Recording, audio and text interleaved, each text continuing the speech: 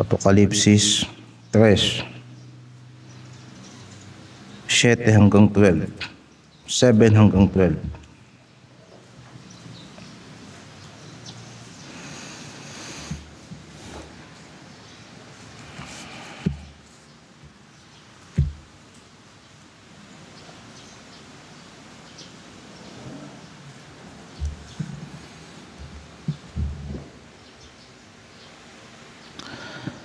At sa anghel ng iglesia sa Philadelphia isulat mo, ang mga bagay na ito ay sinasabi ng banal, niyaong totoo, niyaong may susi ni David, niyaong nagbubukas at di mailalapat ng sinuman at naglalapat at di maibubukas ng sinuman. At nalalaman ko ang iyong mga gawa. Narito, inilagay ko sa harapan mo ang isang pintuang bukas na hindi mailalapat ng sinuman, na ikaw ay may kaunting kapangyarihan at tinupad mo ang aking salita at hindi mo ikinaila ang aking pangalan. Narito, ibinigay ko sa sinagoga ni Satanas ang mga nagsasabing sila'y Hudyo at sila'y hindi kundi nangagbubulaan. Narito sila'y aking paparianin at pasasambahin sa harap ng iyong mga paa, at nang malamang ikaw ay aking iniibig. Sapagkat tinupad mo ang salita ng aking pagtitiis, ikaw naman ay aking iingatan sa panahon ng pagsubok na darating sa buong sanlibutan upang subukin ang mga nananahan sa ibabaw ng lupa. Ako'y dumarating na madali. Panghawakan mong matibay ang nasa iyo upang huwag kunin ng sinuman ang iyong putong. Ang magtatagumpay ay gagawin kong haligi sa templo ng aking Diyos, at hindi siya lalabas pa doon, at isusulat ko sa kanya ang pangalan ng aking Diyos at ang pangalan ng bayan ng aking Diyos, ang bagong Jerusalem, na mananaog buhat sa langit mula sa aking Diyos, at ang aking sariling bagong pangalan. Ang may pakinig ay makinig sa sinasabi ng iglesia ay ng Espiritu. Ang may pakinig ay makinig sa sinasabi ng Espiritu sa mga iglesia. Dito sa binasa natin sa sulat sa iglesia sa Philadelphia, paano ipinakilala ng Panginoong Jesucristo ang kanyang sarili? Pinakilala niya ang kanyang sarili bilang banal. Banal ang sumulat sa iglesia sa Philadelphia. Kung kaya't dapat nating isipin at tanggapin na itong mga sulat na ito ay mga banal na salita ng Diyos, sapagkat banal ang Diyos. Ang salita ng Diyos ay refleksyon at nagdi-describe kung sino siya. Sinasabi natin na ang batas ng Diyos ay mabuti sapagkat ang Diyos ay mabuti. Sinasabi natin na ang batas ng Diyos ay makatuwiran sapagkat ang Diyos ay makatuwiran. Ang salita ng Diyos ay matuwid sapagkat ang Diyos ay matuwid. At kung sasabihin natin ang salita ng Diyos ay matapat sapagkat ang Diyos ay may katapatan, ay hindi siya nagbabago.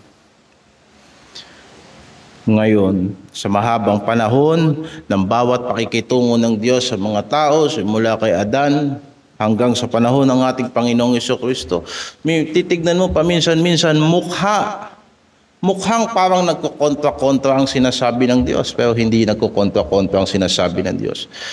Sa limitado natin pag-iisip, mukhang nagkukontra-kontra ang sinasabi ng Panginoon sa iba't ibang mga propeta. Pero kung iisipin mo na kung yung bawat salita ng Diyos ay nanggagaling sa kanyang katapatan, limitado lang ang pag-iisip natin at pang-unawa natin na hindi natin nakikita yung malaking picture ng layunin ng sinabi ng Diyos mula sa unang tao hanggang sa mga apostoles. At dito, maraming nagkakaproblema sa kanilang interpretasyon ng banal na kasulatan. Bago ako mapalayo ng tuluyan, ang sumulat sa iglesia ng Philadelphia ay banal at totoo. O dapat nating sabihin, matapat. Si Jesucristo ay isang saksing matapat. Apokalipsis 1:5, at mula kay Jesucristo na siyang saksing tapat, na panganay sa mga patay at pangulo ng mga hari sa lupa.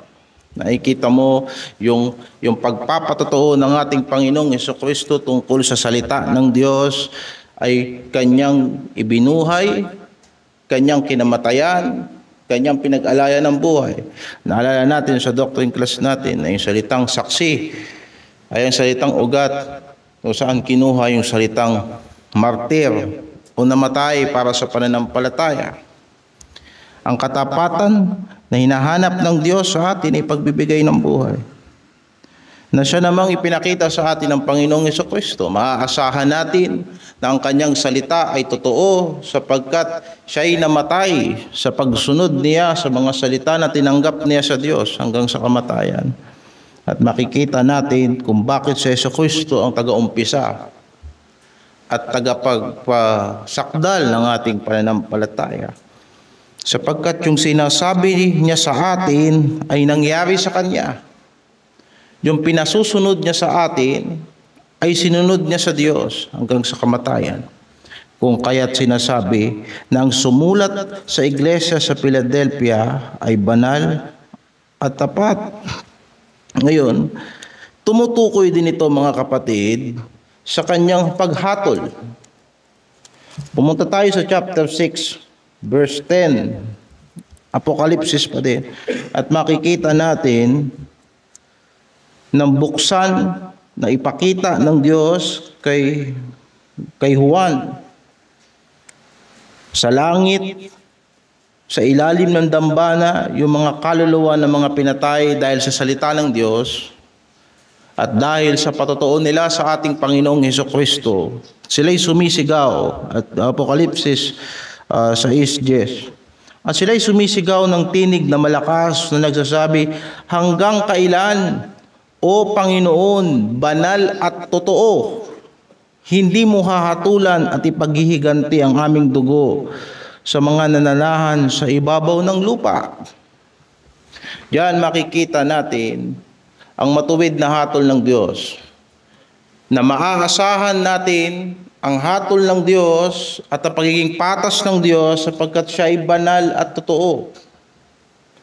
Nag-umaasa ang mga Kristiyano ng paghihiganti ng Diyos, na ang Diyos ang gaganti at ang Diyos ang maniningil sapagkat kinikilala natin na ang Panginoon ay banal at totoo. Yun ang dahilan kung bakit hindi tayo gumaganti sa lahat ng mga ginagawa sa ating masama ng tao.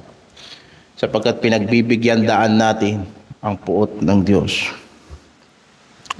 Dahil ang Panginoon ay banal at totoo. Nakikita natin kung bakit itong iglesia sa Philadelphia ay nakuha nilang magtiis para sa salita ni Kristo. Sapagkat itong kanilang sinusunod na Diyos ay makatwirang Diyos. Buksan natin pa, 16. Apokalipsis 16, 5 and 7. Apokalipsis 16, 5 and 7. At narinig ko ang anghel ng tubig na nagsasabi, matuwid ka na ngayon at nakaraan, O banal, sapagkat humatol ka na gayon. Sapagkat ibinuhos nila ang dugo ng mga banal at ng mga propeta, at pinainom mo sila ng dugo, ito'y karapat-dapat sa kanila. Isipin natin gaano man kalupit ang parusa ng Diyos, ito'y nagpapakita ng kabanalan ng Diyos. Hindi natin pwedeng sabihin na ang Diyos ay sobra sa kanyang hatol. Hindi natin pwedeng sabihin na ang Diyos ay sobra sa kanyang itinuturo sa atin. Kung ito'y nakikita natin na salita ng Diyos ito. Bakit? Sapagkat alam mo, ang tao pag gumawa ng kasamaan, talagang sadyang kasamaan. Pagkat ang tao gumawa ng kasamaan, talagang hindi siya titigil hanggat hindi nasa-satisfy yung kanyang masamang pagnanasa. Pero pag ang Diyos na ang gaganti, gusto ng tao O Diyos, sobra na, tama na, di ko na kaya, tigil mo na yan. Pero nakalimutan niya nang siya ay nagre-rebelde sa Diyos. Talagang sobra-sobra.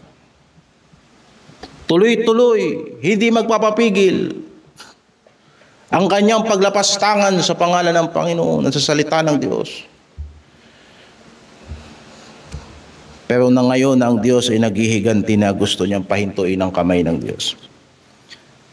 Ang Diyos ay tapat at banal, at yan ang ating Panginoong Hesukristo. Hindi lamang siya tagapagligtas, siya rin ay hukom. Nababalik isang araw na kung saan lahat ng tao haharap sa Kanya at hahatulan niya ang tao ayon sa Kanyang salita.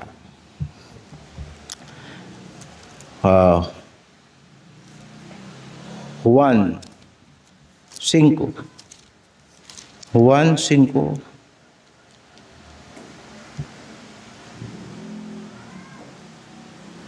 Talatang 22. Sapagkat ang Ama ay hindi humahatol sa kanino mang tao, kung hindi ipinagkaloob niya sa anak ang buong paghatol. Kikita natin na sa huling panahon, walang ibang haharapin ng tao kundi ang Panginoong Hesukristo. Yaong tagapagligtas ng mga sumampalataya, yaong tagapagligtas ng mga biniyayaan ng Diyos, yan din ang magiging tagapaghagis ng kaluluwang napapahamak sa impyerno. Sapagkat ibinigay kay Kristo ang karapatan na humatol. Ngayon, paano hahatol si Kristo?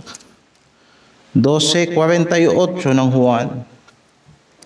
Kung may isip natin na itong si Juan ay siya rin ang sumulat ng Apokalipsis. 48.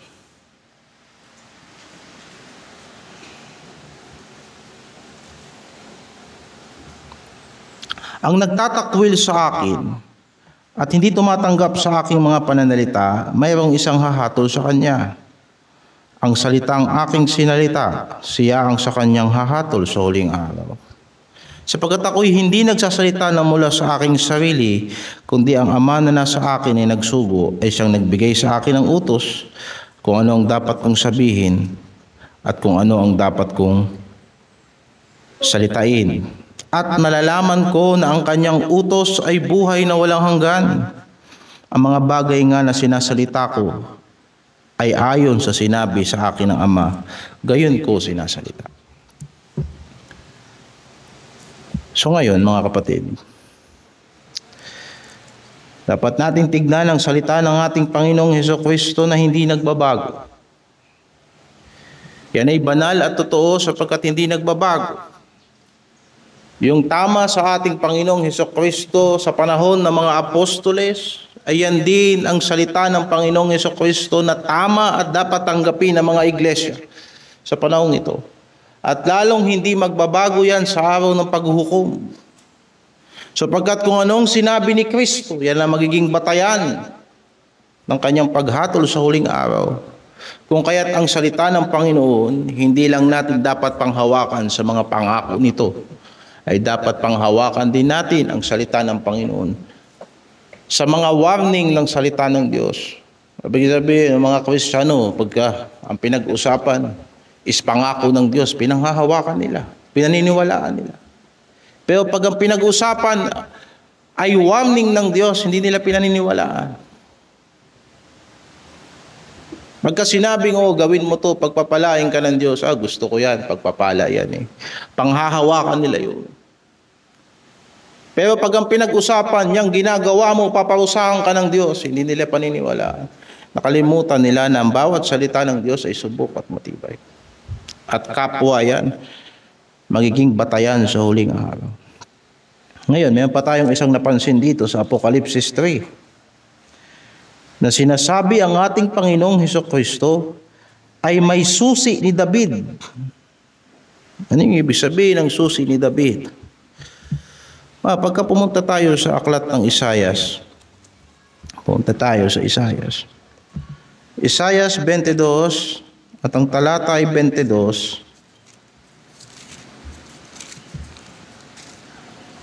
Kikita natin dito.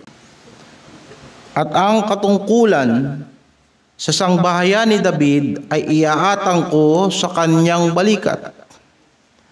At siya'y magbubukas at walang magsasara, at siya'y magsasara at walang magbubukas. Pag ikinumpara mo yan, no, Isaiah 22 verse 22, dito sa Revelation chapter 3 verse 7, ganun din yung sinasabi tungkol sa susi ni David. Niyaong nagbubukas at hindi mailalapat ng sinuman, at naglalapat at di maibubukas ng sinuman. Isa pa, ang pinagkaibahan lang ng ating translation sa Tagalog, yung salitang katungkulan, pero pag tinignan mo sa King James Version yan, that is key, the key of David na tinranslate sa Tagalog natin na katungkulan. So maiisip natin na dito kinuha ni John yung termino patungkol sa susi ni David. Na ang kapangyarihan na yun, na anuman ang bubuksan ni Kristo, hindi pwedeng isara ng sinumang tao. At anumang isara ng ating Panginoong Hesukristo ay hindi pwedeng buksan ng kahit sinong tao. Now, ito'y pangako kay David. Bakit binanggit si David? Sinong tinutungkol natin dyan? Pumunta tayo sa unang Kronika, 1 Chronicles chapter 17 verse 11. At medyo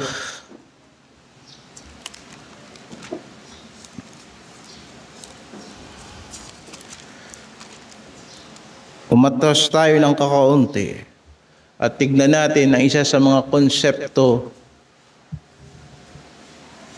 sa Biblia na patungkol sa mga pakikipagkasundo ng Diyos sa tao.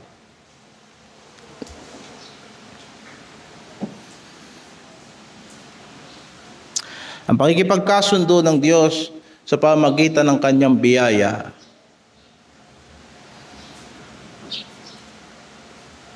ay makikita natin simula sa panahon ni Noah at panahon ni Abraham at sa panahon ni Moses. Sinasabi natin ito na ito ay kasunduan ng biyaya lahat sapagkat makikita natin na ang tao ay nasa estado na ng kanyang pagiging makasalanan. Kung kaya't hindi ang tao ang lumalapit sa Diyos, kundi ang Diyos ang lumalapit sa tao. Hindi ang mga taong ito, hindi si Noah, hindi si Abraham, at lalong hindi si Moses, at hindi ang bansang Israel, ang nangako sa Diyos at nakipagtipan sa Diyos, kung hindi ang Diyos ang nakipagtipan sa kanila. Kung kaya't lahat ng ito mula sa umpisa ay pakikipagtipan ng Diyos sa pamamagitan ng biyaya. Walang dahilan kung bakit tinawag ng Diyos si Noah at walang dahilan kung bakit tinawag niya si Abraham. Si Abraham ay sumasamba sa Diyos-Diyosan. At lalong higit, maraming pwedeng gawing bansa ang Diyos, pero Israel ang pinili niyang bansa. Maraming pwedeng tawaging propeta, pero si Moises ay pinili niyang propeta sa kabila ng kapansanan ni Moises. At hindi maayos magsalita si Moises. At siya ay itinatakwil ng kanyang sariling bansa, pero ginamit siya ng Diyos. Ang lahat ng iyon ay biyaya ng Diyos. Binanggit ko ang mga bagay na yan sapagkat meron pang isang pakikipagtipan ng Diyos na ginawa sa lumang tipan. At yan yung pakikipagtipan kay David. Anong pangako ng Diyos para sa kanyang bayan? Verse 11. 1 Chronicles 17, 11 hanggang 15. At mangyayari, pagka ang iyong mga araw ay nalubos na, ikaw ay marapat yumaon na makakasama ng iyong mga magulang, na aking patatatagin ang iyong binhi pagkamatay mo, na magiging sa iyong mga anak at aking itatatag ang kanyang kaharian. Kanyang ipagtatayo ako ng isang bahay at aking itatatag ang kanyang luklukan magpakailanman. Ako'y magiging kanyang ama at siya'y magiging aking anak, at hindi ko na aalisin ang aking kaawaan sa kanya gaya ng aking pagkakuha roon sa nauna sa iyo.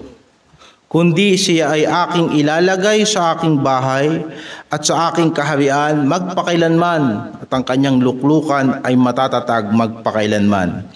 Ayon sa lahat na salitang ito at ayon sa buong pangitaing ito ay gayon ang sinalita ni Nathan kay David. Nakikita natin.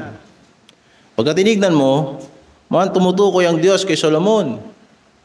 Pero yung mga pangako ng Diyos na ito, makikita mo na yung awa ng Diyos hindi mawawala sa kanya, yung kaharian ay magiging magpakailanman. Hindi lahat yan natupad kay Solomon. Bagamat si Solomon, nagtayo ng bahay ng Diyos. Pero alam natin na yung tinayo ni Solomon, winasak yan ng mga taga-Babylonia. Alam natin na naging makapangyarihan ang paghahari ni Solomon. Subalit may katapusan yon, lalo na't ang kanyang puso ay nalayo sa Diyos at ang kaharian ay nahati. Sa makatuwid, itong pangako ng Diyos kay David ay para sa isang paghaharing walang katapusan, sapagkat sinabi niya, ang kanyang luklukan ay matatatag magpakailanman. Ngayon, maraming lumipas na mga hari at ang lahat ng mga hari kung hindi na nahulog sa pagsamba sa Diyos-Diyosan, ang kanilang puso ay naging sa paglaban sa Panginoon hanggang sa dumating ang huling panahon na sila ay nawala na ng hari sapagkat sila ay sinakop ng Babylonia. Subalit ang pangakong ito ay inulit ng mga propeta. Sa Isaias 9, 6 hanggang 7, basahin natin. Isaias 9, 6 hanggang 7, kung masusundan ninyo yung daloy ng mga pangungusap. Sa ganitong paraan, tinitignan natin ang Biblia na isang progresibong aklat. Habang lumilipas ang panahon sa mga tao ng Diyos, lalo nilang nauunawaan yung mga unang sinabi sa kanila ng Panginoon. Hanggang sa matapos ang buong kanon ng banal na kasulatan. Verse 6, sapagkat sa atin ay ipinanganak ang isang bata, sa atin ay ibinigay ang isang anak na lalaki, at ang pamamahala ay maaatang sa kanyang balikat. At ang kanyang pangalan ay tatawaging kamanghang-mangha, tagapayo, makapangyarihang Diyos, walang hanggang Ama, at Pangulo ng kapayapaan. Ang paglago ng kanyang pamamahala at ng kapayapaan ay hindi magkakaroon ng wakas. That's the idea. Ang kanyang pamamahala ay walang katapusan. Sa luklukan ni David, yan yung binasa natin sa 1 Chronicles kanina, at sa kanyang kaharian upang itatag, upang alalayan ng kahatulan at ng katuwiran mula ngayon hanggang magpakailanman, isasagawa ito ng sikap ng Panginoon ng mga hukbo. So makita natin, tapos almost centuries after ni having David, if I am not mistaken, ang hari nito sa Israel o sa Jerusalem ay si Akas.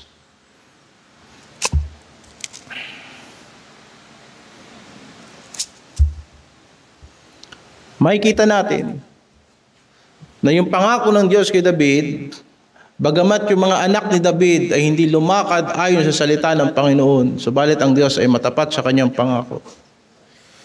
Pinarusahan niya yung lahat ng sumuway sa kanyang salita, pero yung plano ng Diyos ay matutupad pa rin. At lumipas pa ang 500 taon pagkatapos ni Isaias. Titignan natin ito sa Lucas 1, 30 hanggang 35. Sinabi sa kanya ng anghel, huwag kang matakot, Maria, sapagkat nakasumpong ka ng biyaya sa Diyos. At narito, maglilihi ka sa iyong tiyan at manganganak ka ng isang lalaki at tatawagin mo ang kanyang pangalang Jesus. Siya ay magiging dakila at tatawaging anak ng kataas-taasan. At sa kanya'y ibibigay ng Panginoong Diyos ang luklukan ni David na kanyang ama. At siya'y maghahari sa angkan ni Jacob magpakailanman. At hindi magkakawakas ang kanyang kaharian. So makikita mo, it's the same. Almost If I'm not mistaken, 600 years ang pagitan niyan simula kay David.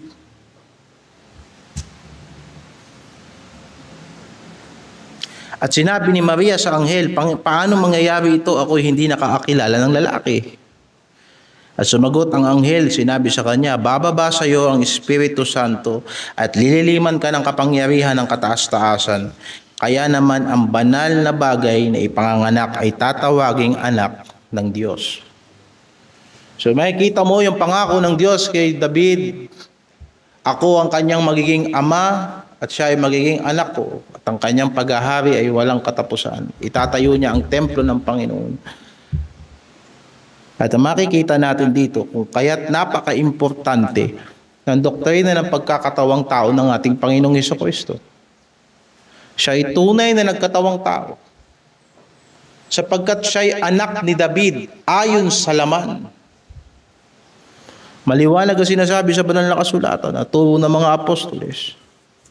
Siya ay nagmula sa lahi ni David ayon sa laman. O, tignan natin halimbawa sa Roma 1.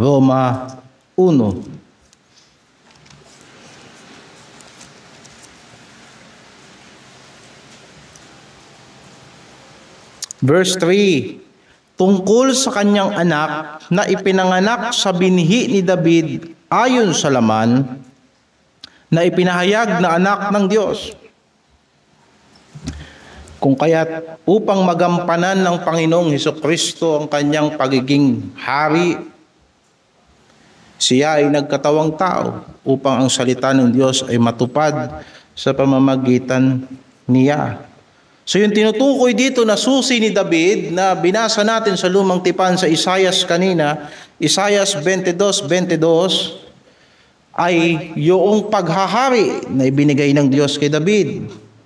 Na sa mahabang panahon, walang nakapagbukas noon. Bakit? Sapagkat sinumpa ng Diyos ang lahi na mga kapu-apuhan ni David sapagkat sila'y sumamba sa Diyos-Diyosan. Yung pinakahuling hari nang sila'y sinakop ng Babylonia, ang pangalan ay si Haring Jeconia. Sinabihan siya ng Panginoon, wala nang uupong hari sa Israel. At sila'y dinala sa Babylonia. At nung bumalik sila sa Babylonia, wala na silang hari. Almost 400 years. Kung kaya't mukhang ang kaharian ni David ay nakakandado at walang pwedeng magbukas nun. Na ngayon ay ibinibigay sa ating Panginoong Hesukristo. Ibinigay sa ating Panginoong Hesukristo bilang katuparan. Revelation 11:15, at umihip ang ikapitong anghel na nagkaroon ng malalakas na tinig sa langit at nagsasabi, ang kaharian ng sanlibutan ay naging sa ating Panginoon at sa kanyang Kristo, at siya ay maghahari magpakailanman. Merong isang bagay na hindi lagi nakikita sa lumang tipan, na ang plano ng Diyos sa Israel ay maging imperyo, na sakupin ng Israel ang buong daigdig upang sa pamamagitan ng paghahari ng nakaupo sa trono ni David, ang lahat ng tao ay sasamba sa Diyos. Kaya sa panahon ng mga hari, sila ay nagpatuloy sa pananakop at pananakop at pananakop. Pinalawak nila ang kanilang teritoryo kahit sa panahon ni Haring Solomon. Kaya lang ang ginawa ni Haring Solomon, pinalawak niya ang kanyang kaharian sa pamamagitan ng pakikipagkompromiso sa mga kaharian. Kaya nga ang asawa niya 1,000. Sapagkat yaon ay kasunduan.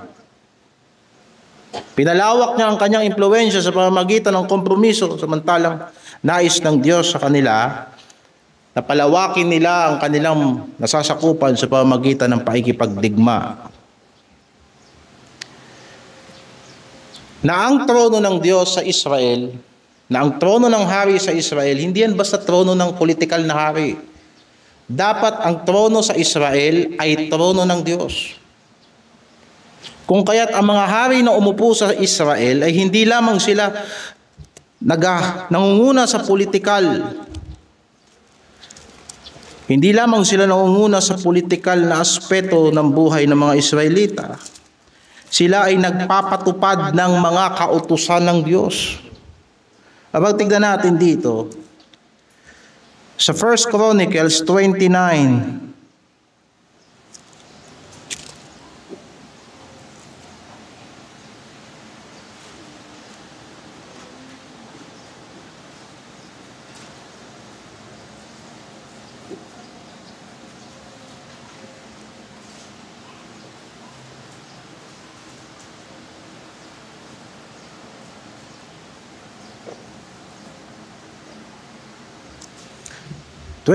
verse 23. Basahin niyo itong parting ito ng banal na kasulatan.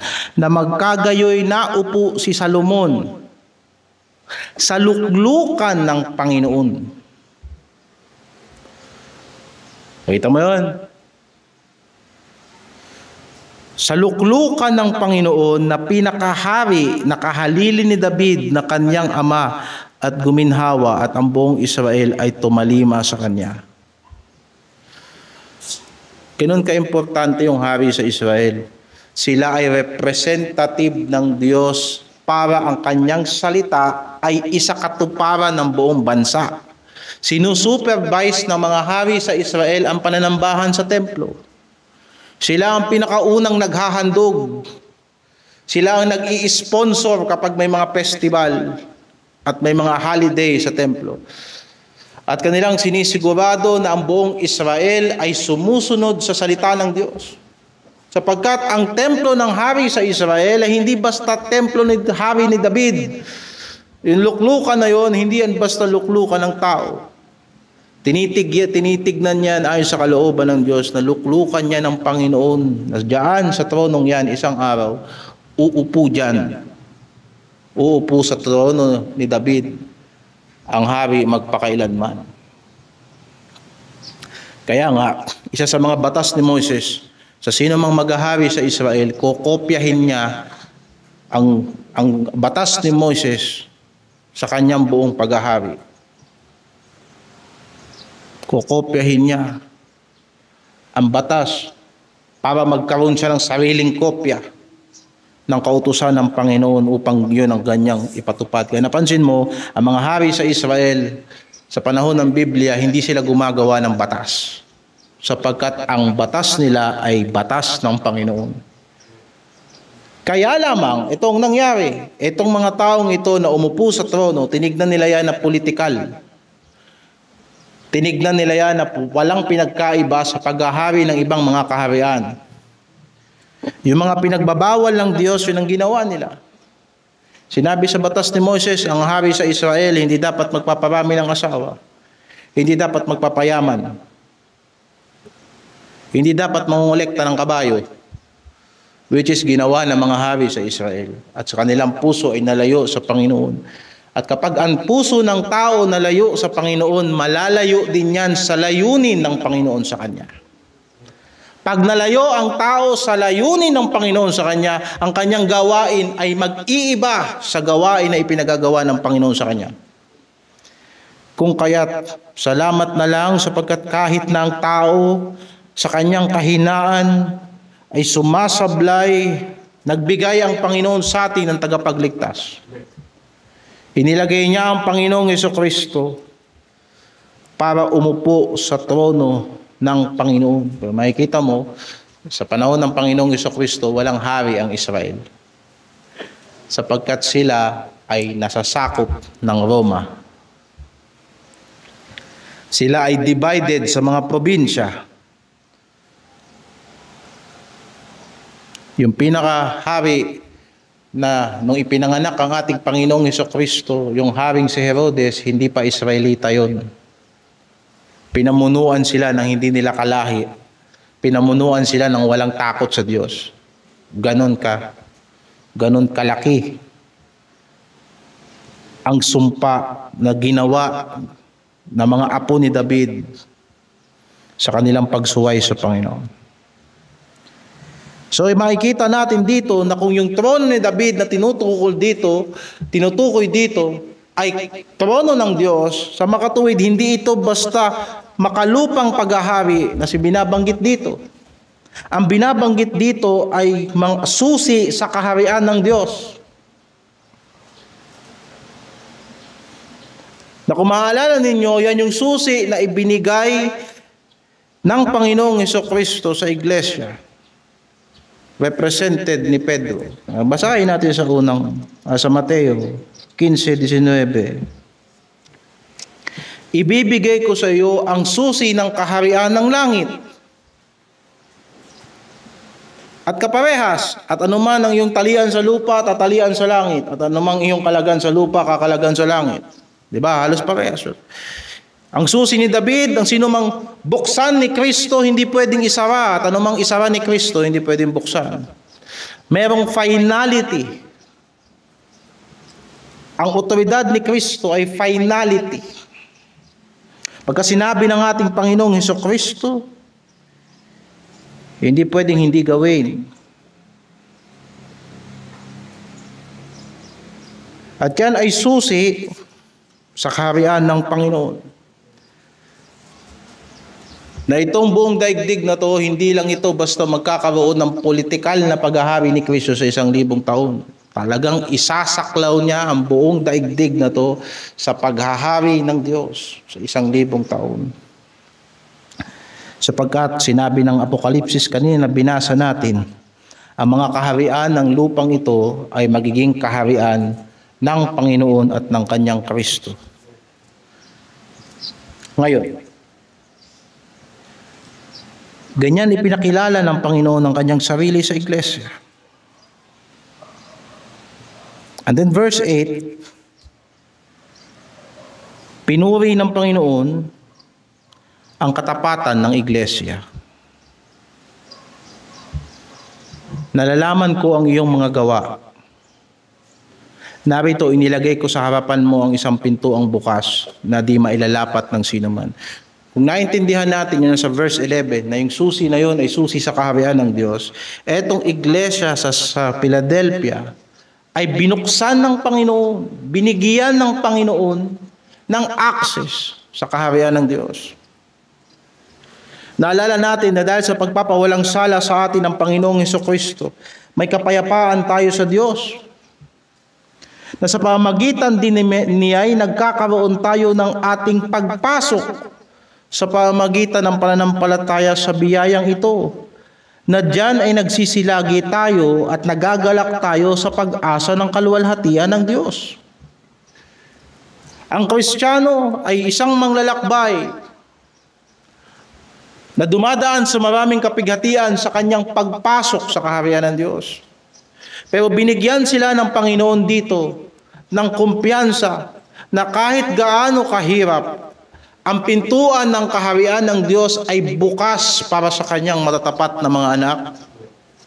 At walang sino mang magsasarado niyan, sapagat ang susi niyan ay hawak ng ating Panginoong Hesukristo. Sa kabila na sila ay may kakaunting kapangyarihan, ay kita mo na ikaw ay may kakaunting kapangyarihan. At tinupad mo ang aking salita at hindi mo ikinaila ang aking pangalan. Itong iglesia nito, kung ikukumpara natin doon sa mga naunang iglesia, ang iglesia sa Philadelphia, wala silang maraming kayang gawin. Hindi kagaya sa Epeso, nakita ko ang iyong mga gawa, nakita ko ang iyong mga paglilingkod, nakita ko ang iyong pagpapagal. O hindi naman kaya yung iglesia sa Sardis, sabi ng Panginoon, nakita ko ang iyong mga gawa na ikaw ay may pangalang nabubuhay at ikaw ay patay. O hindi naman kaya doon sa iglesia na nasa Tiatira, nalalaman ko ang iyong mga gawa at ang iyong pag-ibig at ang pananampalataya at ministeryo. Kita mo. Pero itong iglesia sa Philadelphia, wala silang ganoong klaseng maraming kayang gawin. Ang nakita ng Panginoon sa kanila na ang iyong kaunting kapangyarihan. Hindi ka ganong kalakas. Hindi ganong karami ang talento mo. Konti lang ang iyong kayang gawin. Kaya lang, nakita ko na tinupad mo ang aking salita.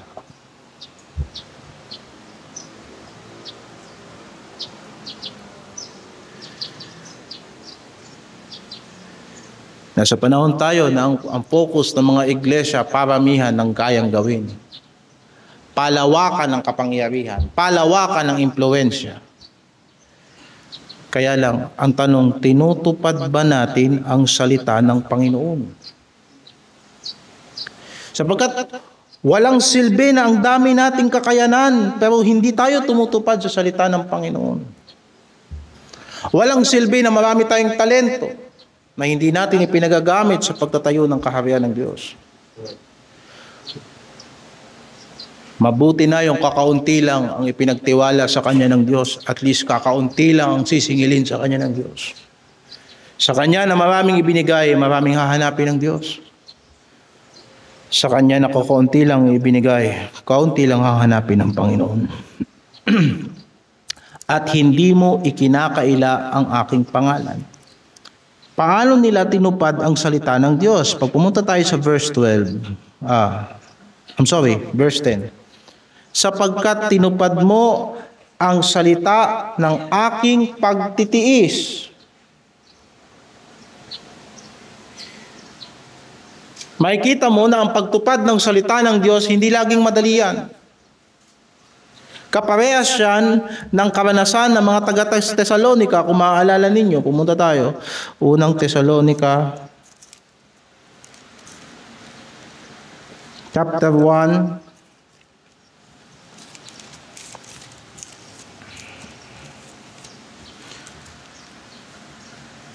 verse 6.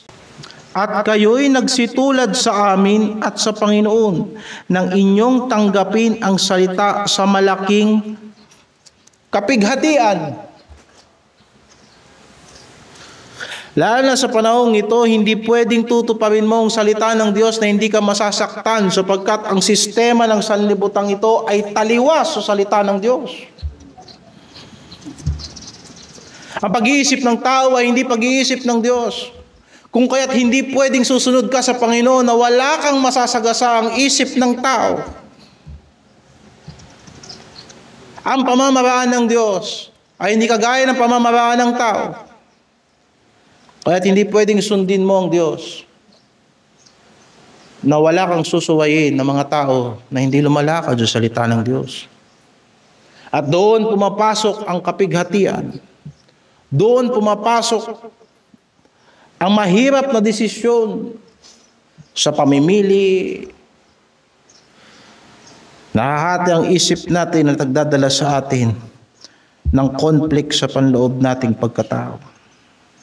Gayunpaman, paano ito nalalagpasan ng Kristiyano? Doon pa rin sa binasa natin sa Tesalonica na may katuwaan sa Espiritu Santo. Yang banal na Espiritu na tinanggap natin sa ating Panginoong Jesucristo yan na magbibigay ng kasiyahan sa tao. Na tumanggap ng salita ng Diyos upang pagtiisan niya ang salita ng Diyos kahit sa malaking kapighatian. Kaya makikita mo paano sila nakapagtiis, kakaunti lang naman ang kanilang lakas. Diba? Sinabi ng Panginoon, nakita ko, konti lang ang lakas mo, konti lang ang kapangyarihan mo, pero tinupad mo ang aking salita. Ano makikita natin na paulit-ulit sa banal na kasulatan sinasabi, ang kapangyarihan ng biyaya ng Diyos sa mga anak ng Diyos. Sa ganyang paraan, tinutupad natin ang salita ng Diyos. Ngayon, ano ang pangako ng Panginoon sa iglesia na tumutupad ng kanyang salita? Ano ang pangako ng Diyos sa iglesia na tumutupad sa kanyang salita? Pumunta tayo sa verse 9. Narito, ibinibigay ko sa sinagoga ni Satanas ang mga nagsasabing sila'y mga Hudyo, at narito sila'y aking at sila'y hindi kundi nangagbubulaan. Narito sila'y aking paparyanin at pasasambahin sa harap ng iyong mga paa at nang malamang ikaw ay aking iniibig.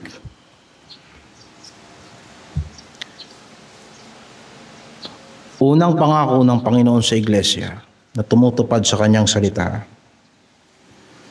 Papatunayan ng Panginoon ang kanyang pagmamahal sa iglesia hanggang katapusan. Sa kaparaanan na sila'y makakabahagi sa paghahari ni Kristo. Nakikita mo yung sinabi doon? Yung sinagoga ni Satanas, yung mga tao ni Satanas na pumasok sa loob ng iglesia. Mga nagpapanggap na Hudyo, mga nagpapanggap na mga tao ng Diyos, pero totoo mga tagasunod ni Satanas. Paluluhurin ko sa iyo yan. Pero of course, hindi mo makikita yan na ito ay nasa konteksto ng ngayon. Kung hindi sa panahong darating, hindi sa paraan na ang mga tao ay sasamba sa mga Kristiyano. Hindi. Kung hindi ang Diyos lang ang dapat sambahin, pero para magkaroon tayo ng pangunawa kung anong ibig sabihin na ang Kristiyano ay maghaharing kasama ni Kristo. Magbasa tayo sa Pahayag 26. Mapalad at banal ang makalakip sa unang pagkabuhay na maguli. Sa mga ito'y walang kapangyarihan ng ikalawang kamatayan, kundi sila'y magiging mga saserdote ng Diyos at ni Kristo at maghaharing kasama niya sa loob ng 1,000 taon. Kung isipin mo kung darating ang Panginoong Jesucristo at ililigtas niya ang kanyang bayan na inuusig ng mga anak ni Satanas, makikita yon ng mga anak ni Satanas. At sa pagliligtas ni Kristo sa kanyang bayan, sasamba sila kay Kristo. Sa ganoon maghahari ang matapat na iglesia kasama ni Kristo. Yan ang sinasabi ng apostoles sa ikalawang Timoteo 2:11. Tapat ang pasabi, sapagkat kung tayo'y nangamatay na kalakip niya, ay mga bubuhay naman tayong kasama niya. Kung tayo'y nagtiis, ay maghahari naman tayong kasama niya. Tandaan natin, hindi lang tayo nagtitiis. Tinutupad natin ang salita ng Diyos ng may pagtitiis. Sapagkat marami sa sanlibutan nagtitiis pero sumusuway sa salita ng Diyos. Hindi yan yung sinasabi ng Panginoon diyan.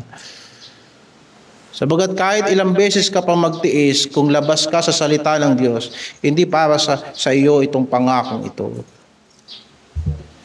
Sapagkat marami tayong pwedeng pagtiisan, kahit sino may pagtitiis. Subalit para panghawakan natin ang mga pangako ng Diyos, kailangan panghawakan din natin ang mga kalooban ng Diyos. Nang kanyang sinabi kay Abraham na matapos niyang gawin ang kalooban ng Diyos, ay kanyang tatanggapin ang pangako ng Diyos. Sapagkat sa katotohanan, nadudurugin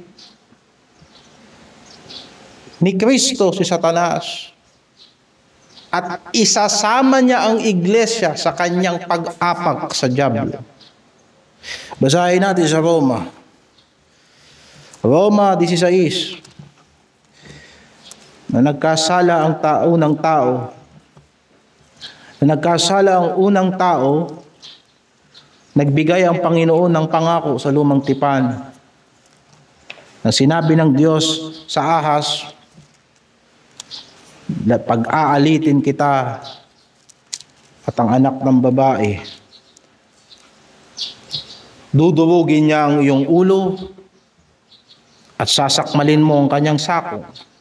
Dito sinabi ng Panginoon sa Roma 16:20,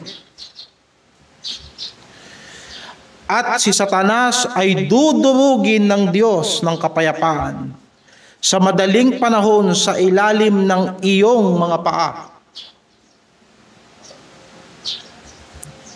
Makikita mo na yung tagumpay ni Kristo mararanasan ng iglesia. Pero hindi sa panahong ito. Yan ang ultimate na tagumpay. Sa daigdig na to, nakikipaglaban tayo sa maraming tukso. Pero darating ang panahon, dudurugin ng Diyos yung dyablo na tumutokso sa atin.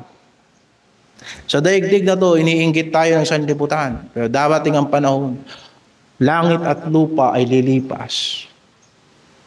At ang daigdig ay tutunawin sa matinding init at papalitan niya ng Diyos ng langit at bagong lupa. Maaring mukhang hangal na pangangaral ito. Na parang bumabalik tayo sa unang panahon na hindi pa na-imbento ang siyensya at teknolohiya. Subalit kagaya ng ipangangaral ko mamayang hapon sa mga bisita natin, ipinangangaral natin ang hangal na ebanghelyo. Sapagkat kung ilalagay natin ang ating pagtitiwala sa politika, sa gobyerno at sa kung anumang bagay, lahat yan lilipas. At yan ay walang katiyakan. Pero ang pangako ng Diyos ay magtatagumpay. Ang salita ng Diyos ay matutupad. Yun ang dahilan kung bakit nagtitiis tayo sa pagtupad sa kanyang salita. Kasi yung salita niya, gagawin niya yan. Ayokong dumating ang panahon na matagpuan ko ang sarili ko, nakalaban ko ang Diyos. Sapagkat kung ang bawat pangako niya ay tutuparin niya, at kung ang lahat ng kanyang warning ay gagawin niya, o sa aba ng tao na matagpuan ng Diyos na hindi gumagawa ng kanyang kalooban. Kaya nga, mga kapatid, yun ang sinasabi ng Panginoon na sasamba sila sa iyong paanan. Hindi dahil sasamba sila sa iglesia, kung hindi dahil sa pagdurog ni Kristo sa ulo ng ahas, makakabahagi ang iglesia sa tagumpay ni Kristo. Alam ng dyablo yun, nakakaunti na lang ang kanyang panahon. Alam ng dyablo. Kung sa pagbabasa lang ng Biblia, sa palagay ko ilang beses binasa ng dyablo ang Biblia, alam niya yun. Alam niya na sisiguradong talo siya sa dulo.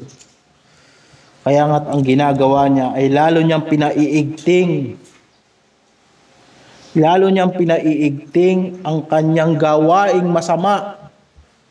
Hindi na sa labas ng iglesia, kundi sa loob ng iglesia. Ay napapansin mo kung nasaan ang gulo, wala na masyado sa labas. Dahil ang mga tao sa sanlibutan nagbabait-baitan na din. Pero nasaan ang lahat na nakakatisod, lahat ng matitigas ang ulo, lahat na nagkukunwaring may pananampalataya, nasa loob ng iglesia. Sapagkat ang dyablo, double time. Alam niya na malapit na ang katapusan niya. Basahin natin. Apokalipsis 12. 11 hanggang 12.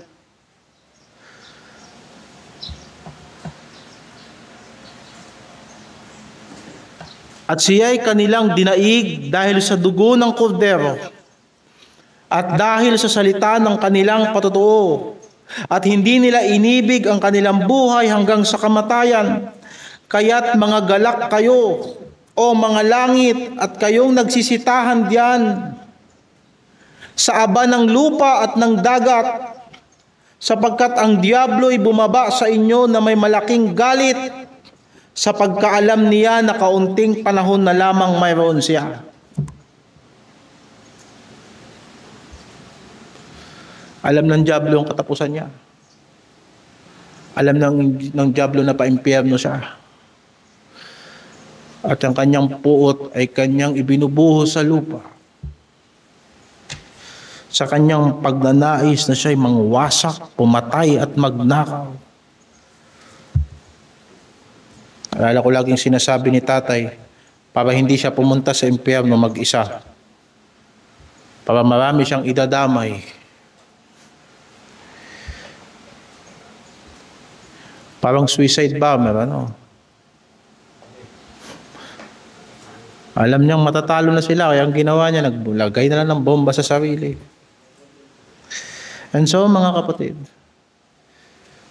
lalong nagagalit ang dyablo, lalong kailangan magtiis ang Kristiyano.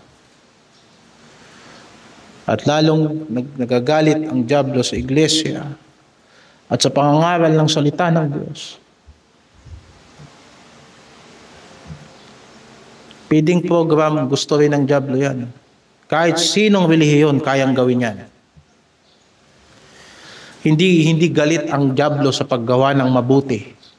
Ilang relihiyon ang pupunta sa impyerno dahil sa ang itinuturo nila sa paggawa ng mabuti, maliligtas ang tao. Saan galit ang dyablo? Sa patutuo ng Panginoong Hesukristo.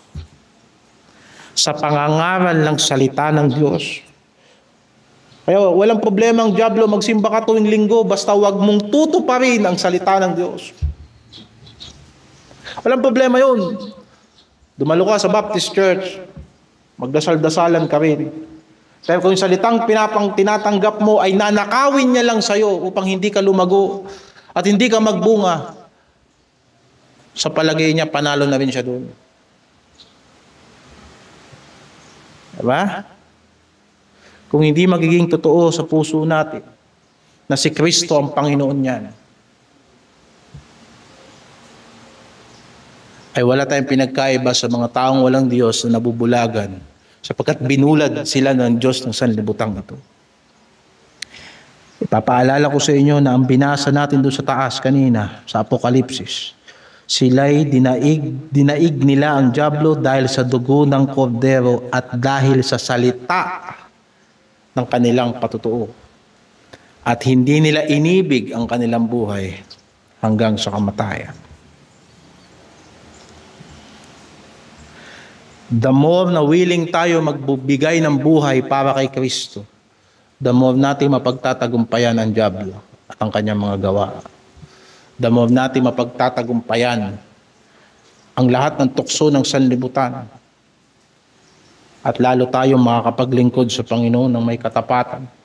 Pero the more na minamahal natin ang ating sarili, the more na takot tayong masaktan para sa Panginoon natin at sa kanyang salita, the more na nakakahanap ang dyablo ng paraan kung paano niya tayo bibitagin. Alalahanan natin ang pagtukso sa ating Panginoong Jesucristo. Bawat gutom ay ginagamit ng dyablo. Bawat discouragement ay ginagamit ng dyablo. Bawat takot ay ginagamit ng dyablo. Bawat pangangailangan ay ginagamit ng dyablo para ang ating atensyon na hindi na pumunta doon sa Ama natin sa langit, kung hindi na lang para sa preservation ng ating mga sarili. Upang sa paghahanap natin ng sarili, lalo tayong mawalan. Para habang nag-iimbot tayo, lalo tayong nawawalan. At habang hindi tayo kumikilos, lalo tayong nauubusan ng oras. Malaking potensyal ang nasasayang. Malaking resources ang nawawala. Habang nakahiga tayo sa comfort, pinalalala ng Panginoon ang problema ng sanlibutan, at ang problema ng ating mga pamilya, at ang problema ng ating mga ministeryo. Sapagkat yun ang sinabi ng Panginoon, siyang naghahanap ng kanyang buhay, siyang nawawalan nito. Sapagkat hindi pa ito ang panahon ng ating lubos na ginhawa. Salamat sa Diyos, may pagkain 3 beses sa isang araw. Salamat sa Panginoon na kahit papaano pag umuulan, hindi tumutulo sa loob ng bahay. Salamat sa Panginoon kahit papaano nakakatulog pa sa lahat ng mga isipin at sa lahat ng alalahanin. Salamat sa Panginoon. Nakakatawid pa. Pero saglit lang yun. Dahil pagkagising mo kinabukasan, ulit na naman. Tuloy na naman ang buhay. Pero darating ang panahon na magpapahinga tayo at hindi na tayo magtatrabaho uli. Darating ang panahon na magtatagumpay tayo at ang kalaban ay hindi na babangon uli. Ang mga saserdote sa lumang tipan, maraming kasangkapan sa tabernakulo pero meron lang isang wala. Walang upuan sa tabernakulo. Sapagkat hindi dinesenyo ng Diyos na mga punong saserdote papasok sa tabernakulo at uupo sa loob at tatambay doon. Kung hindi pagkatapos nilang gawin ang kanilang trabaho, lalabas sila. At hihintayin na naman nila ang 1 taon bago sila bumalik doon. Paulit-ulit yun. Kung ilang saserdote ang dumaan sa Israel, ganun ang ginagawa nila taon-taon.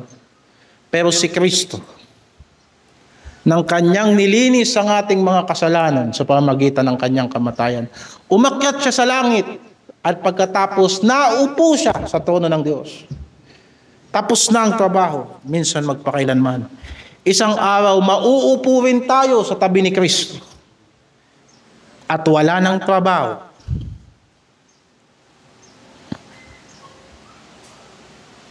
Pero dito, kahit ayaw natin, pero gusto ng Diyos, kailangan nating sundin na may pagtitiis. Alang-alang sa Panginoon. Pero isang araw, kapag ibinigay natin ang buhay natin sa Diyos hanggang sa kamatayan, isang araw, uupo din tayo, tapos na. Yan ang pananampalataya.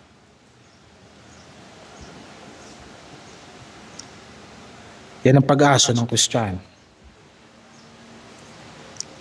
Kaya nga, ang sabi ng Panginoon,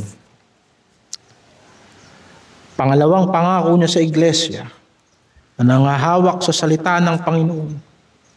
Verse 10, sapagkat tinupad mo ang salita ng aking pagtitiis, ikaw naman ay iingatan sa panahon ng pagsubok, na darating sa buong sanlibutan upang subukin ang mga nananahan sa ibabaw ng lupa. Paano pinatitibay ng mga apostoles ang pananampalataya ng mga Kristiyano? Ganito ang sinasabi nila. Maraming kapighatian, papasok kayo sa kaharian ng Diyos. Ganyan nila pinalalakas ang loob ng mga Kristiyano noong unang panahon. Tignan nga natin. Gawa 14.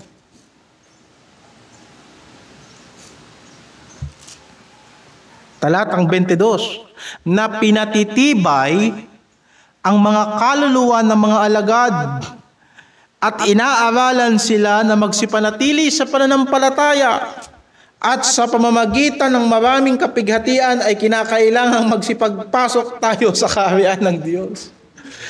Isipin mo, paano ini-encourage ng mga Kristiyano, ng mga apostoles, ang mga kapatid noong unang panahon? Brad, magpakalakas ka sa Panginoon, marami pa. Kaunti pa lang to.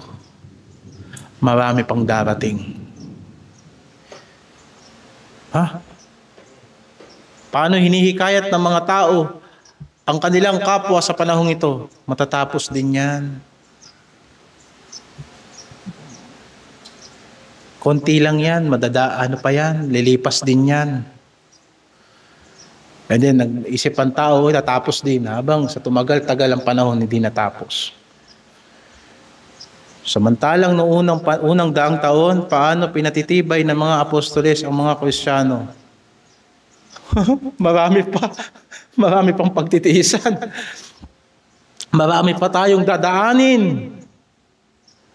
Hanggang sa marating natin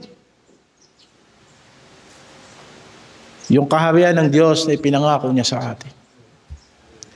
Yan ang sinabi ng Panginoon sa iglesia sa Philadelphia. Binigyan ko kayo ng bukas na pinto. Pero may darating na kapighatian. Papasok kayo sa kapighatian. Pero dahil iniingatan nyo ang aking salita, ang may pagtitiis, iingatan ko kayo sa lahat ng pagsubok. Hindi mo man naisip, paulit-ulit na ipinangangaral sa atin at sa mga simbahan na matapat sa salita ng Panginoon, na ang pagsubok hindi sumisira ng Kristiyano o hindi nagpapatibay ng Kristiyano, na ang mga kahirapan hindi yan nakadisenyo para wag kang maglingkod sa Diyos, kung hindi ang mga kahirapan ay dinisenyo ng Diyos para lalo kang magsipag-unlad sa paglilingkod sa Panginoon. Kaya lang ang katanungan, bakit hindi ganon ang nangyayari? Bakit maraming sinusubok, nagbabackslide? Bakit maraming nahihirapan, nawawala sa simbahan? Nakita mo rito ang dahilan. Iingatan ka ng Diyos pag iyong pinanghawakan at tinupad mo ng may pagtitiis ang kanyang salita. lumayo ka sa salita ng Diyos, hindi ka iingatan ng Diyos. Ganun lang yun. Kaya sa punot dulo, kung bakit tumatalikod ang marami sa pananampalataya, hindi dahil sa nagpabaya ang Diyos. Binigyan ka ng Diyos ng isang bukas na pintuan at walang makakapagsara sa iyo niyan. Kaya lang, tinupad mo ba ang salita ng Diyos na may pagtitiis? Pangako ng Panginoon. Sapagkat tinupad mo ang salita ng aking pagtitiis, ikaw naman ay aking iingatan sa panahon ng pagsubok.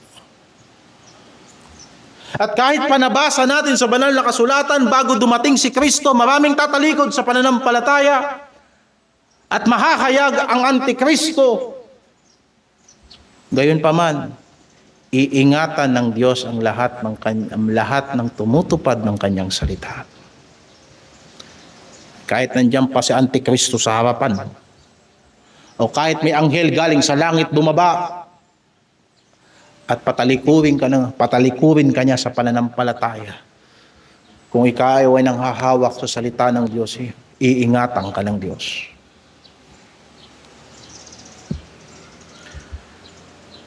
Diba? Maring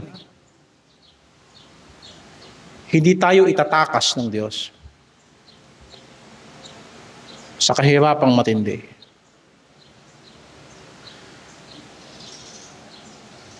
Ay nakita natin sa Biblia, sa turo ng mga apostoles, sa turo ng mga apostoles at sa pananampalatayang pinanghawakan ng mga Kristiyano sa buong kasaysayan, na talagang ang iglesia papasok sa tribulation. Kaya lang, iingatan siya ng Diyos. Kagaya ng kung paanong ang 10 salot ng Ehipto ay ibinuhos niya sa mga taga-Ehipto, habang ang Israel nandun sa loob. Pero iningatan sila ng Diyos. Unang salot, pangalawang salot, pangatlong salot, pang-apat na salot. At pagka tinignan mo yung mga parusa ng Diyos dito sa Apokalipsis, medyo nakaparalel sa lahat ng salot na ibinuhos sa Egypt. Paano sila nagtagumpay sa dulo? Dumaan ang kamatayan sa Ehipto. Kapwa sa mga Israelita at sa mga Ehipsyo. Pero paano nilagpasan ng kamatayan ang mga Israelita? Sapagkat nagpatay sila ng kordero at pinahiran nila ang mga pintuan nila. At sabi ng Panginoon, pag nakita ko ang dugo, lalagpasan ko yan. At paulit-ulit na nabasa natin sa pahayag at sila'y nagtagumpay sa pamamagitan ng dugo ng kordero. Paulit-ulit yun. Kasi Jesucristo ay kordero ng Diyos na siyang magiging tagapagligtas natin. Sa huling salot na ibubuhos ng Diyos sa lupang ito, bago niya tayo ilabas dito sa isang bagong langit at bagong lupa. Pagkain ng Diyos. Pero anong sabi ng Panginoon? Iingatan kita.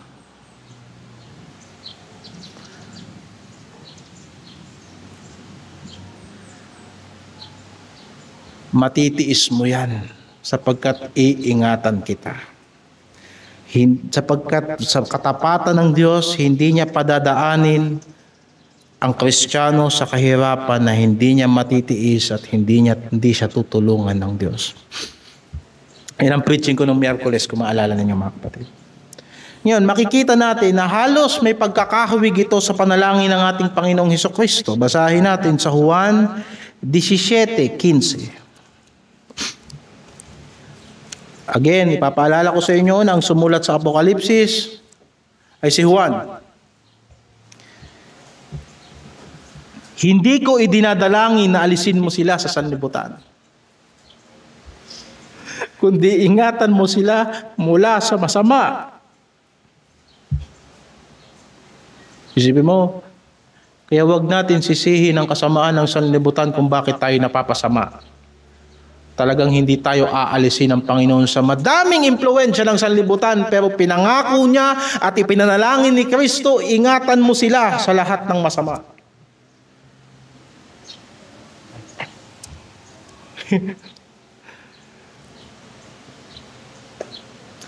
Sa pakikipaglaban ng spiritual, di mo pwedeng sabihin, ang lakas kasi ng hatak ng kapitbahay ko eh. Ang lakas kasi na impluwensya ng kaklase ko, ng kabarkada ko. Naman kasi Panginoon eh. Grabe naman kasi yung mga gumigiling sa TikTok eh. At saka sa Facebook, nakakaubos ng oras eh. Iingatan tayo ng Diyos sa kasamaan ng sanlibutan ito. Maaaring hindi niya tayo aalisin sa sanlibutan. Maliban na palitan niya ang daigdig na to ng isang bagong langit at bagong lupa, o kunin na tayo ng Panginoon, bawian tayo ng buhay sa sanlibutan ito. But at the very least na pwede nating panghawakan sa pangako ng Diyos, iingatan niya tayo sa kasamaan ng sanlibutan ito kung manghahawak tayo ng may pagtitiis sa kanyang mga salita. Ang pangako ng Panginoon sa iglesia.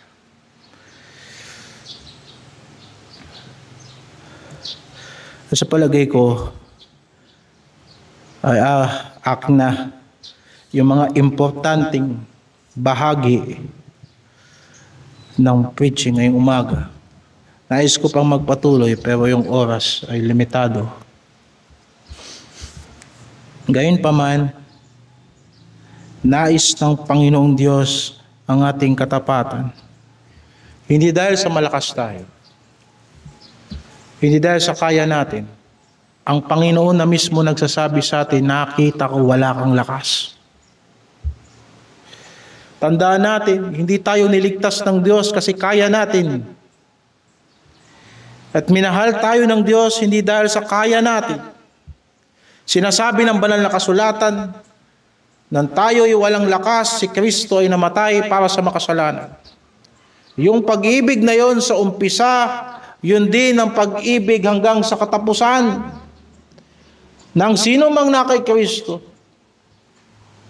at mananatili sa katapatan kay Kristo ay maghaharing kasama ni Kristo. Bakit? Sapagkat tayo ay higit pa sa mga magtatagumpay sa pamamagitan niya na umibig sa atin.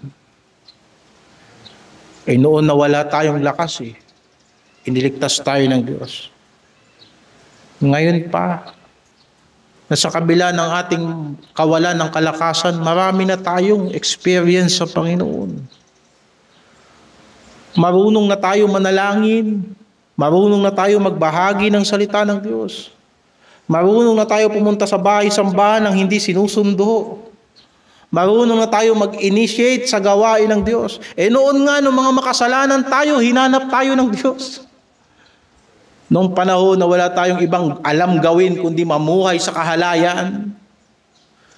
Ngayon pa, na sa kabila ng marami na tayong natutunan sa Panginoon, hindi pa rin yan maikukumpara sa kadakilaan ng ipapahayag ng Diyos sa atin. Tayo'y mananatiling mahina pa rin kumpara sa biyaya ng Diyos.